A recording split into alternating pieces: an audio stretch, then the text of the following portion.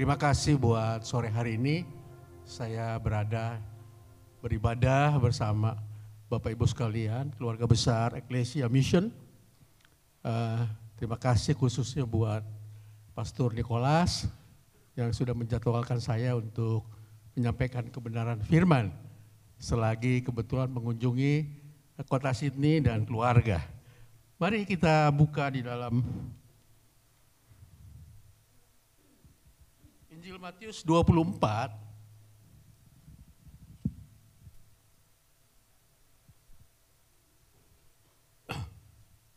Injil Matius 24 kita baca bersama-sama ayat 14. 2, 3. Dan Injil kerajaan ini akan diberitakan di seluruh dunia menjadi kesaksian bagi semua bangsa. Sesudah itu barulah tiba kesudahannya. Nah, kalau mendengar gereja ini, buntutnya ada mission. Itu menarik saudara ya. Gereja yang sungguh-sungguh menjangkau jiwa-jiwa adalah gereja misioner. Ya, bukan hanya sekedar kita mengundang mereka untuk dimuridkan dan sebagainya, tapi perlu diutus. Nah, kebetulan kami di Indonesia, bulan September ini bulan misi. Seluruh Indonesia ya. Jadi kita ada 34 distrik, kurang lebih ada gereja-gereja, kita sebut gereja setempat atau gereja lokal, itu kurang lebih ada 2000-an lebih. Ya memang gak semua gereja besar, kalau di daerah-daerah gerejanya kecil. Ya, kalau kita lihat bagaimana mereka punya komitmen untuk betul-betul melayani Tuhan. Kadang-kadang gerejanya kita sebut amigos, agak minggir ke God sedikit. Jadi gereja kecil-kecil, dia buka perintisan dan sebagainya, itu kita hargai. Banyak juga hamba-hamba Tuhan di daerah untuk menghidupkan keluarganya. Dia sebagai bagian daripada Grab, ojol, ya, itu motor, kebanyakan motor saudara, karena motor itu lebih murah ya dibandingin mobil. Tapi kita kagumi, mereka tetap bagaimana membawa gereja itu datang kepada jiwa-jiwa. Nah, kalau kita baca ayat 14 ini yang menarik, Injil kerajaan ini harus diberitakan ke seluruh dunia menjadi kesaksian bagi semua bangsa. Sesudah itu barulah tiba kesudahan. Di dalam Alkitab saya garis bawahi. Ya. Karena ini ada korelasi dengan kisah para rasul. Ya, mungkin ada yang rajin baca Alkitab, ini korelasinya seperti ini. Kisah para rasul pasal yang ketiga, ayat yang ke-21. Dikatakan, Kristus itu harus tinggal di sorga. Ya, dia sudah naik ke surga, tinggal di surga sampai waktu pemulihan segala sesuatu seperti yang difirmankan Allah dengan perantaraan nabi-nabinya yang kudus di zaman dahulu. Jadi saudara, kalau Injil ini tidak diberitakan, Yesus diam aja di surga. Nah, itu bagian siapa saudara? Bagian kita, tubuh Kristus. Ya, supaya kita perhatikan bahwa bukan saja kita diselamatkan, puji Tuhan, ya, tapi ada kadang-kadang kata-kata diselamatkan untuk menyelamatkan, ya, jangan untuk kita gitu. Dan kita melihat bahwa Tuhan Yesus tetap di surga sampai Injil kerajaan ini diberitakan ke seluruh. Makanya kita renungkan dulu waktu belum ada teknologi, digitalisasi, saya pikir waktu Tuhan datang, orang bisa melihat dari berbagai penjuru. Saya bilang bagaimana? Saya udah 2 kali ke Israel, bagaimana ya toh untuk Tuhan menjejakkan ke Bukit Zaitun seperti dia terangkat. Tapi sekarang kita lihat aja saudara, gedung kembar di Amerika waktu diserang itu bisa melihat seluruh dunia. Jadi inilah memang nubuatan Tuhan yang digenapi. Begitu juga sekarang ini baik di Jakarta mungkin di sini juga ada banyak apologet dari mereka yang disebutnya murtadin. Mereka yang bertobat, terima Tuhan Yesus. Nah banyaklah kita dengar ya di YouTube, di TikTok dan di mana-mana. Jadi saya cuma merenungkan begini. Kalau kebetulan anak yang muda ini pengen tahu kebenaran kekristenan ini gimana. Tapi bapaknya garis keras. Pasti ditolak, pasti dianiaya, pasti disuruh keluar dari rumah.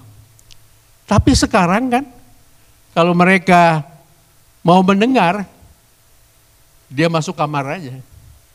Kan bapaknya nggak tahu, dia kunci, dia pikir lagi ngerjain apa, nggak tahu lagi mendengar kebenaran firman. Nah Bapak Ibu dikasih Tuhan, sesungguhnya kita harus punya beban untuk menyampaikan firman. Karena statement dari Rasul Paulus katakan, celakalah aku kalau aku tidak memberitakan Injil, celaka. Itu ada di 1 Korintus 9 ayat 16. Ya. Jadi saya mungkin sore ini cuma mau encourage kita ini, jangan kalau kita sudah diselamatkan udah ya zona nyaman dan sebagainya. Tapi ada beban, mungkin beban yang dikatakan Rasul Paulus di dalam kehidupan kita orang percaya.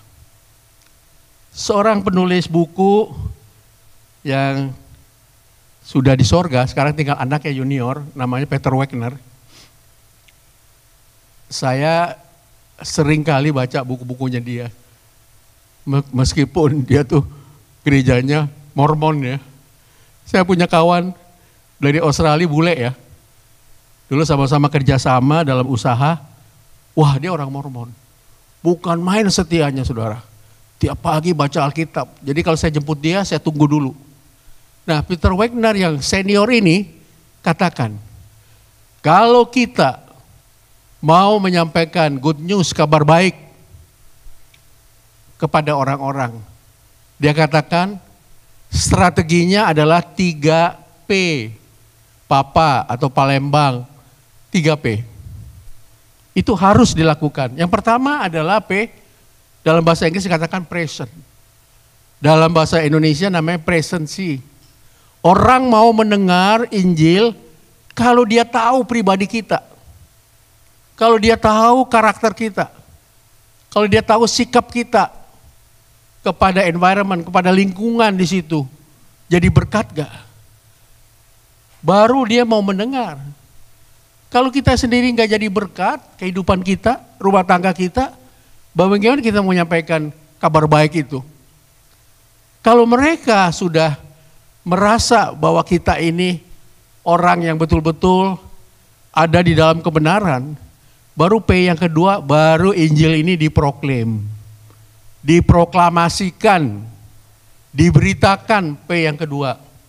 Nah P yang ketiga kata Peter Wagner, adalah P yang ketiga, setelah dia mendengar Injil, dia terbuka hatinya menjadi orang percaya, baru dia dipersuade, diajak ke gereja untuk bisa dimuridkan.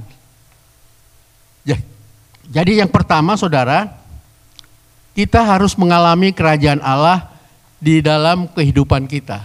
Ya kalau dilihat. Ya. Yang pertama adalah kalau kita menjadi pemberita Injil kerajaan, yang pertama harus mengalami kerajaan Allah dalam hidup kita.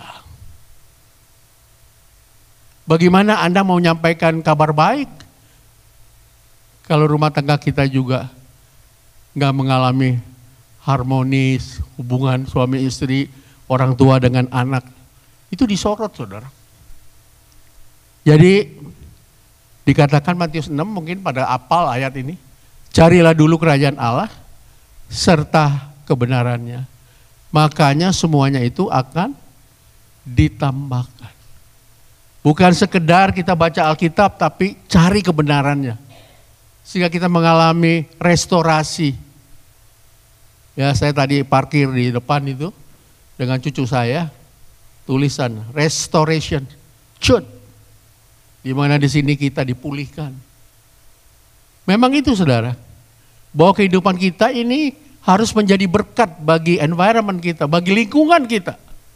Baru kita bisa sampaikan Injil kerajaan itu. Yang kedua, selain kita dalam hidup kita ini mengalami kerajaan Allah, yang kedua adalah mengalami kuasa kerajaan Allah. Kuasa kerajaan Allah untuk mengusir setan dan menyembuhkan penyakit. Sign and wonder. Tanda-tanda ini menyertai pendeta-pendeta. Enggak. Orang percaya. Mengusir setan dalam nama Tuhan. Berbahasa-bahasa baru. Ya, saudara, minum racun maut apapun tidak akan celaka. Menumpangkan tangan bagi yang sakit sembuh.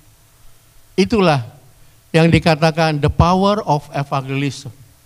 Setiap kita menyampaikan firman, itu kuasa menyertai. Tapi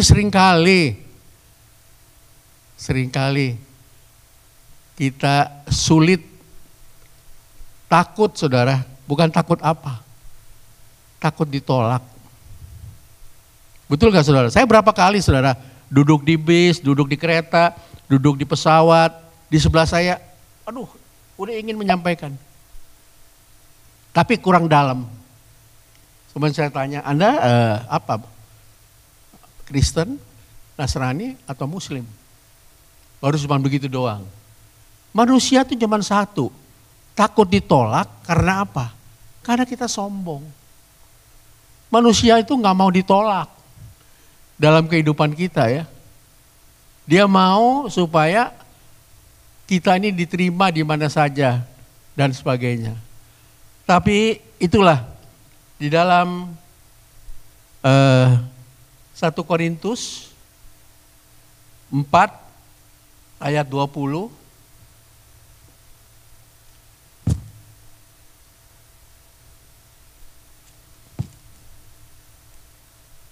Dikatakan, sebab kerajaan Allah bukan terdiri dari perkataan, tetapi dari kuasa. Sebenarnya firman Tuhan ini dalam tekstualnya, dalam teksnya udah jelas. Setiap firman disampaikan, kuasa itu menyertai. Ya, jadi the biggest salvation is salvation. Jadi untuk penyelamatan adalah memang keselamatan itu. Power itu menguasai. Ada di dalam kehidupan kita. Mengusir setan, menyembuhkan penyakit. Pasti dia menyertai. Kalau kita sampaikan tentang Kristus. The way, the truth, and the life. There's nobody come to Father except Christ. Kecuali hanya melalui dia. Satu-satu. Ya, jadi kita melihat bahwa setiap kuasa kerajaan Allah itu menyertai orang percaya. Dimanapun kita berada. Tapi kitanya ragu. Benar gak sih? Dan sebagainya. Ya, yang ketiga, kita sebagai pemberita Injil Kerajaan ini itu mengalami sejahtera, sukacita dalam kerajaan Allah. Nah, ini ada di Roma 14 ayat yang ke-17.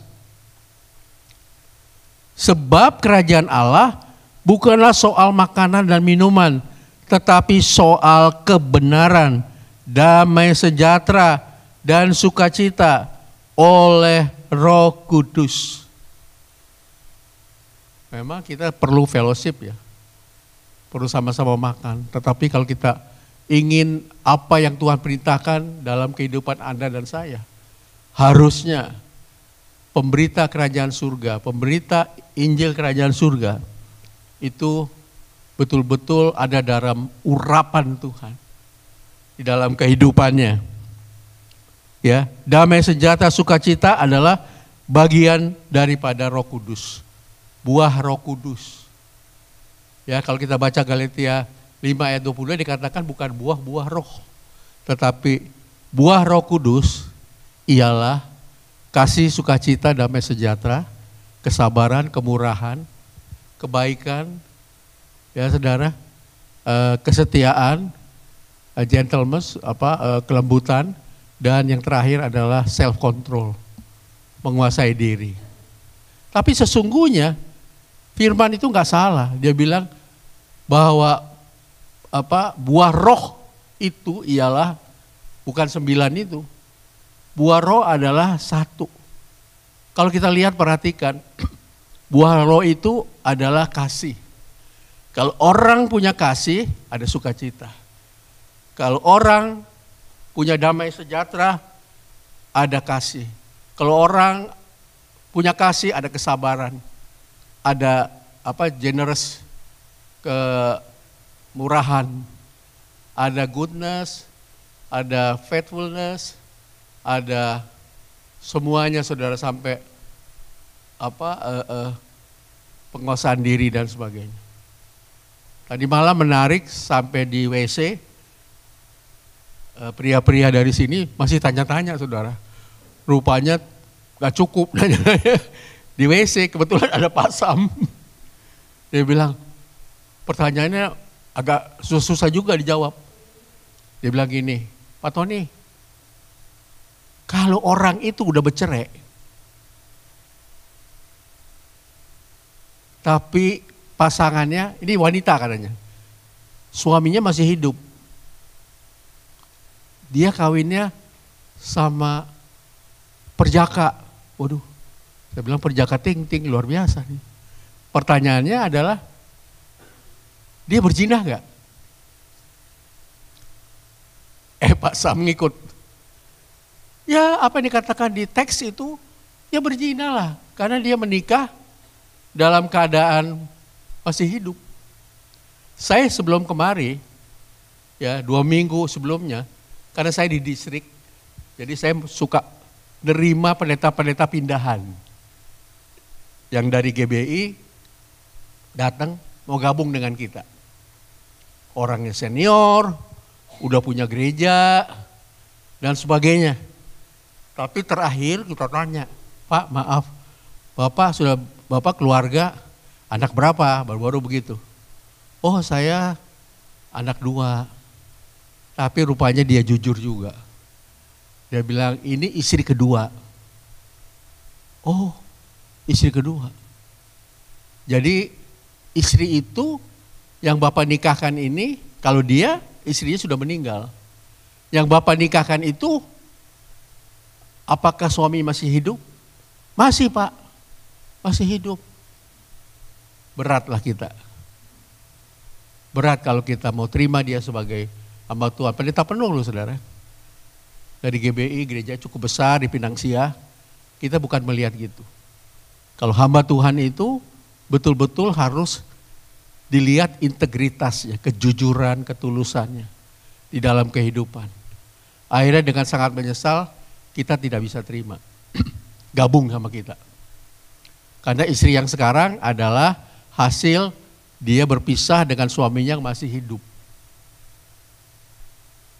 Jadi ya sulit lah. Memang sinode macam-macam saudara. Ini kalau saya sinodenya kan GSJA saudara, Assemblies of God. Ada banyak komentar, lebih mudah masuk ke sorga. Saya dengerin saudara. Lebih mudah masuk ke sorga daripada masuk ke GSJA.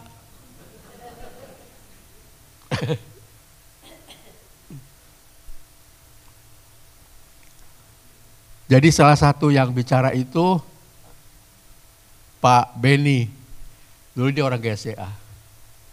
Tapi dengan kehidupan diskorsing, ya. Dia gerejanya lumayan cukup besar di Jakarta, kita nggak bisa terima. Bukan soal dia gereja besar, knowledge-nya, apa dan sebagainya, leadership-nya bagus, tetapi tetap life value itu penting. Karena apa? Karena kita tanggung jawab pada Tuhan. Ya, nggak asal-asalan kita terima pendeta, apa segala. Apa kata Tuhan? Kalau Jakarta kan kita nggak bayar pajak, dibilangnya apa kata dunia. Nah kalau ini apa kata Tuhan? Ya saudara. Jadi ya dari situ, dari pengalaman sehingga ada komentar seperti gitu. Lebih mudah masuk sorga daripada masuk GSDA. Ya nggak apa-apalah. Asal kita seturut dengan firman Tuhan ini. Karena kita tuh punya tata gereja, saudara. Kalau kita hamba-hamba Tuhan, kita bilang tata gereja ini bukunya kedua dari kitab Injil. Warnanya biru gitu, saudara. Jadi kalau ada pendeta yang kita mau skorsing, katakanlah selingkuh kah, KDRT kah, kita tinggal bukain aja pasalnya. Nih, tata gereja dan peraturan pelaksanaan. Maaf, you mesti disiplin. You mesti diskorsing 2 tahun. Kita kasih mentor untuk memimpin dalam pemulihan. Tapi kalau udah selesai kamu baik, jadi selama 2 tahun kamu duduk aja gitu. Duduk dengan nyaman, duduk di depan, duduk cantik lah. Jadi gak boleh khotbah, gak boleh, kalau nyanyi boleh ikut kali ya. Gak boleh di mimbar begini, 2 tahun saudara. Dan itu harus dilaksanakan. Kayak apa-apa tuh ada absennya. Karena memang saudara, biarpun pendeta juga kan manusia. Ya kan? Masih doyan capcay, oyonghai, dan sebagainya. Jadi kita melihat kuasa kerajaan Allah itu untuk memberitakan Injil. Dan yang keempat, memang memberitakan Injil harus berani, mengalami keberanian dan meyakinkan tentang kerajaan Allah. Keberanian memberitakan kerajaan Allah bagi orang yang belum percaya tentang kehidupan. Kisah Para Rasul 19.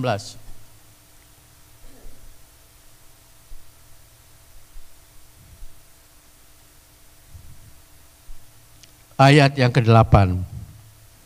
Selama 3 bulan Paulus mengunjungi rumah ibadat di situ.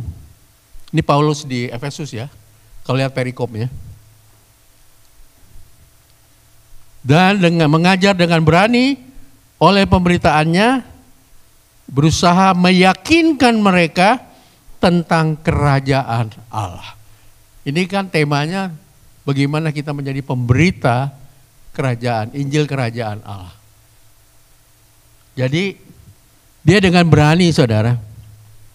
Keberanian itu memberitakan kerajaan Allah bagi orang yang belum percaya tentang kehidupan kekal. Nah Yohanes 14 ayat 1 dan 3 saya rasa semua bisa tahu.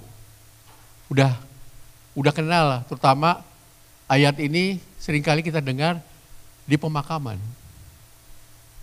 Ya, dikatakan percayalah kepada Allah dan kepadaku, di rumah Bapakku banyak tempat. Aku pergi ke sana untuk menyediakan tempat. Kalau orang Indonesia nih dengan teks ini, waduh senang saudara. Jadi berarti di kerajaan Allah buat orang Kristen itu ada orang dalam saudara. Yesus orang dalamnya menyediakan tempat. Ada orang dalam, kita di Indo tuh perlu orang dalam saudara. Apapun perlu orang dalam. Role-nya seperti begitu. Ya. Jadi puji Tuhan, aku ke sana dia bilang menyediakan tempat. Nah, kalau kita punya orang dalam, tentunya kita dijamin pasti masuk surga. Itulah sebabnya Kelayakan menjadi warga kerajaan Allah sebagai upah dari pemberita. Nah ini yang terakhir, 2 tes.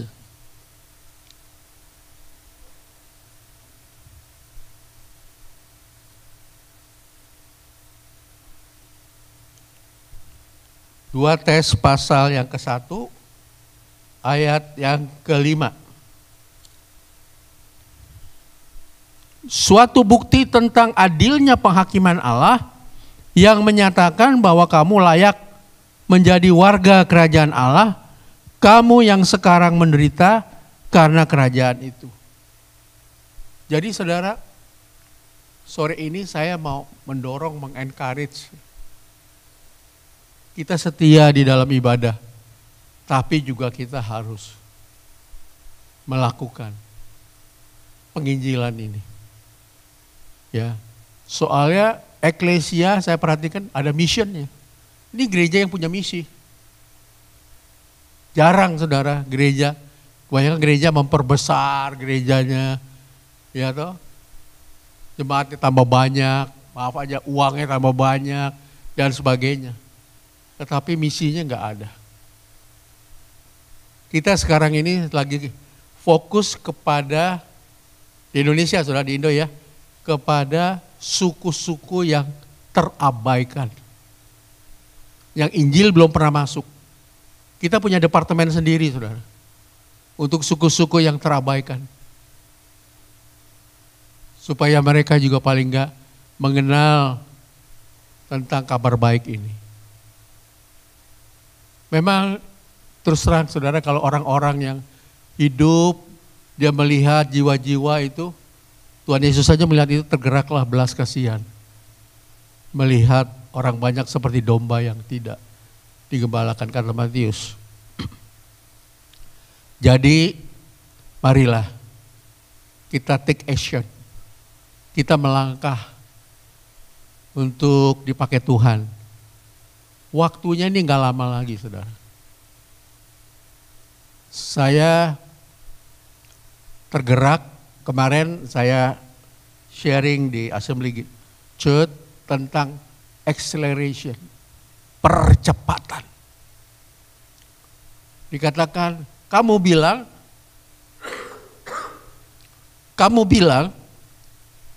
menuai masih 4 bulan lagi. Ya, Yohanes 4 tuh.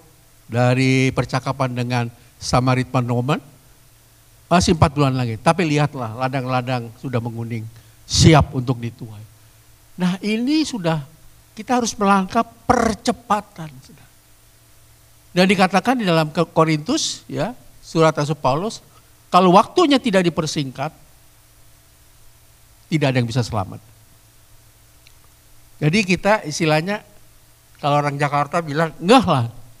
Kita lihat, oh iya, ini waktunya. Acceleration, percepatan. Untuk menjangkau jiwa. Jangan kita mulai, kita membangun kebersamaan di dalam eklesia. Eklesia itu adalah artinya gereja. Ya, bahasa aslinya ekeleo. Ekeleo menjadi eklesia. Berarti mereka memberitakan kehidupan, kabar baik, karena mereka sudah keluar dari kegelapan. Bangsa yang terpilih, bangsa yang kudus, imamat yang rajani. Jadi marilah pada sore hari ini kita mau bersama-sama, bukan karena dorongan saya saudara, bagaimana Roh Kudus menjamah saudara mempunyai kerinduan untuk orang-orang boleh datang ke gereja. Saya lihat di sini ya, budayanya kan kalau ada orang tuh suka dijemput ya. Suka dijemput, apalagi yang sudah sepuh, yang udah tua, dijemput saudara. Memang saudara kalau baca Yohanes 4 itu menarik sekali. Itu wanita yang berdosa, punya suami 4 dan yang kelima bukan suaminya dia. Dan dia di situ dia menerima Kristus di sumur Yakub. Terus dia tinggalkan bejananya untuk ambil air dan dia pergi ke kota. Dia adalah panitia KKR seorang diri. Mari lihat. Coba kalau saudara baca di dalam Yohanes 4 ayat yang terakhir. Sekala mereka telah datang, Tuhan Yesus mulai memberitakan pengajarannya. Terus orang-orang Samaria itu minta Yesus untuk bermalam berapa hari lagi. Yang menarik kata-katanya, dia mengundang orang banyak, tetapi di situ dikatakan setelah orang ketemu Kristus, apa yang dikatakan? Bisa dibaca. Aku sekarang, aku melihat sendiri Kristus, bukan karena engkau. Ya, kalau kita sekarang bawa orang untuk datang ke gereja, kebanyakan, oh iya dia baik apa. Tetapi biarlah, kata Rasul Paulus, aku menabur, Apolos menyiram, Tuhan yang menumbuhkan. Saudara, di situ ayat 37, 38 di dalam Yohanes 4, dikatakan yang menabur, yang menuai, rewardnya sama. Saya tutup dengan kesaksian. Sebelum saya jadi hamba Tuhan, kira-kira 30 tahun yang lalu, saya aktif di komunitas yang namanya Full Gospel, businessman. Ya, dulu kawan saya yang masih semangat, tapi sekarang udah ganti sama Pak Adam. Dulu Pak Iwan Sunito, ya kalau saya kesini dia tahu kadang-kadang kalau ada fellowship diundang gitu chapter mana. Jadi saudara, suatu saat kawan saya ini direktur bank. Pagi-pagi dia telepon, Pak Tony ada waktu enggak? Oh ada dong, direktur bank bagaimana kita mau ya tolak ya saudara. Kemana? Ayo ke teman saya yuk. Saya pikir teman dia urusan bank nih. Untuk apa Pak?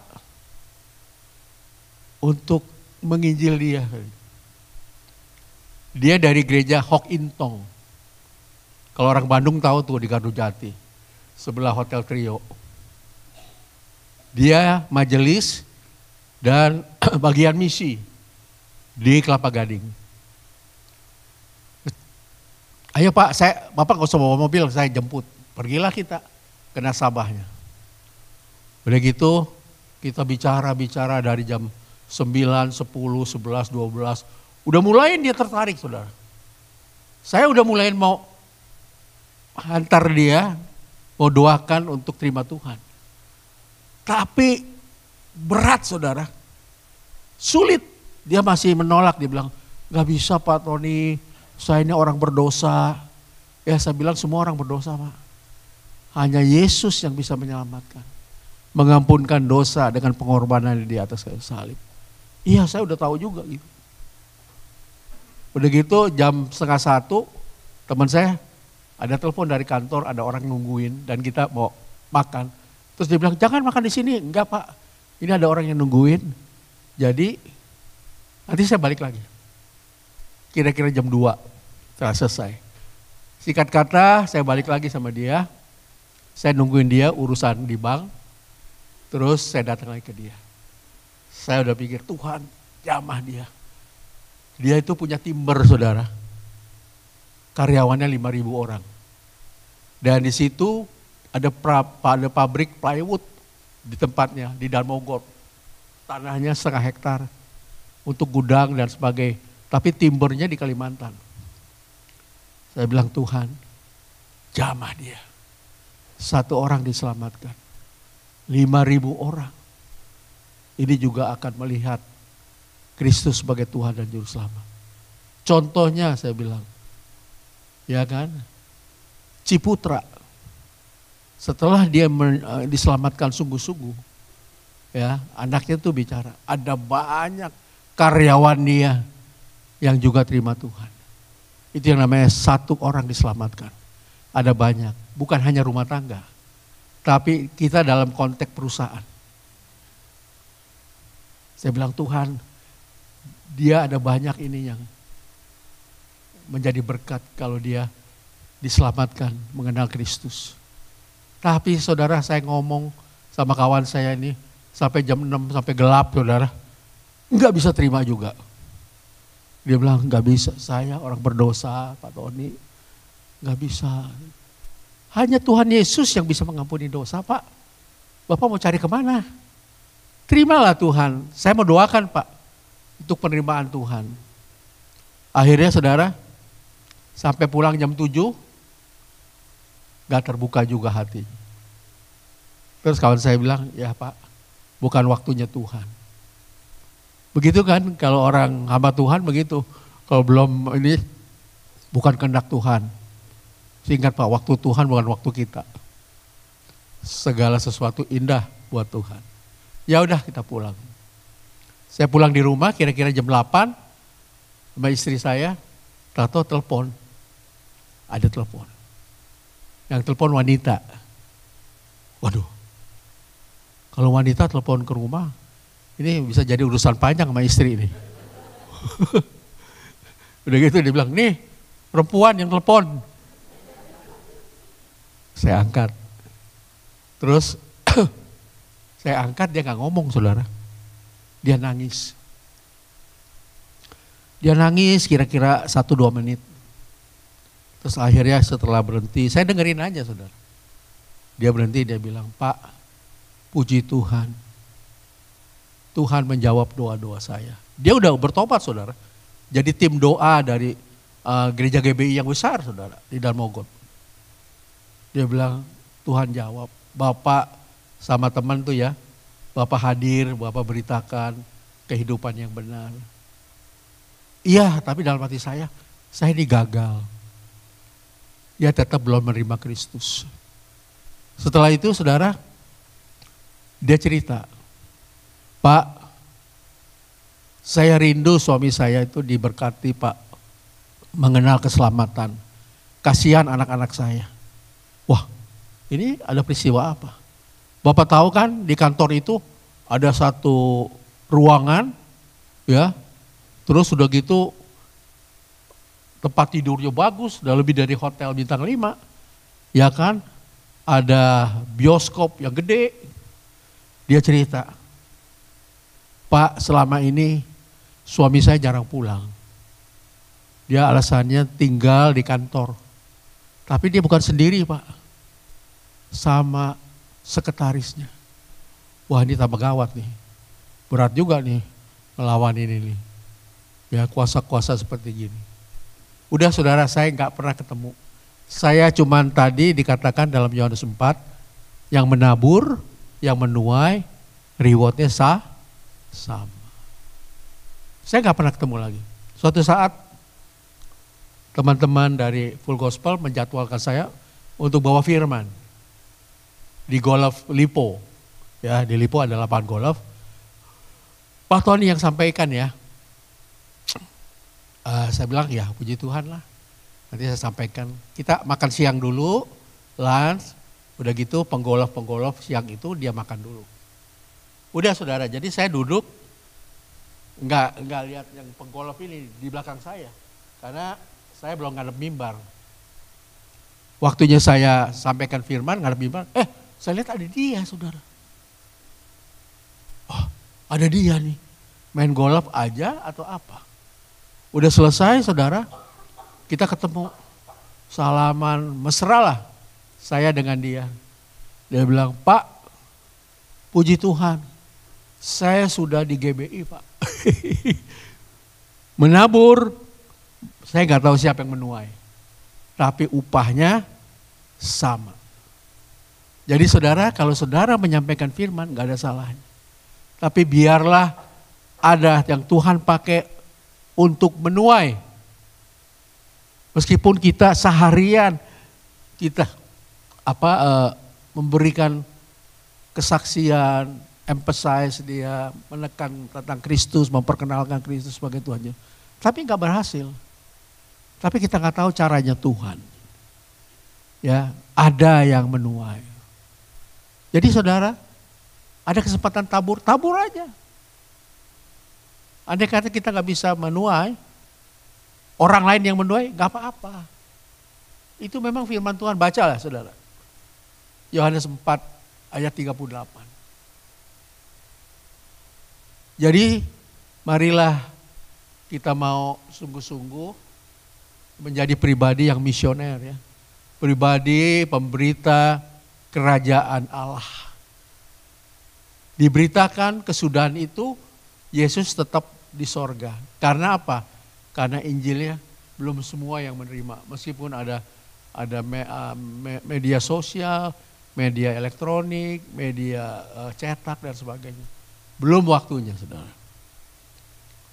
Jadi marilah sore hari ini kita mau sungguh-sungguh menjadi penuaian.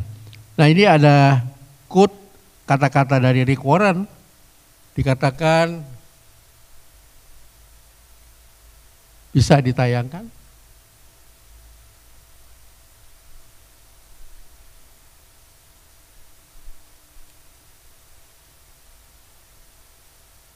Ya, kelihatan gak tuh ya? Ya, kita baca sama-sama ya. 2, 3. Yesus memanggil kita bukan hanya untuk datang kepada Dia, tetapi untuk pergi bagi Dia. Marilah sore hari ini kita mau menjadi alat Tuhan untuk memenuhi kedatangan Tuhan, dipercepat, accelerate, Dia datang lebih cepat. Amin. Mari kita bangkit berdiri.